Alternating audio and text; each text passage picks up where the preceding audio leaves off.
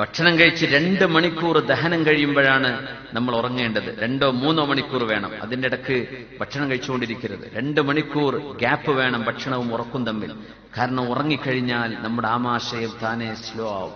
ആ തിരിയുന്ന തിരിയിൽ അവിടെ നിൽക്കും. അതിന്റെ ഉള്ളിൽ ദഹിപ്പിക്കാത്ത ഭക്ഷണം 7-8 മണിക്കൂർ നമ്മുടെ വയറ്റിൽ കിടക്കുകയാണ്. അതാണ് പിന്നെ നമുക്ക് ഷുഗറായിട്ട് നമ്മുടെ ബ്ലഡിലേക്ക് വിഷാംശമായിട്ട് മാറുന്നത്. ദഹിക്കാൻ കഴിയില്ല.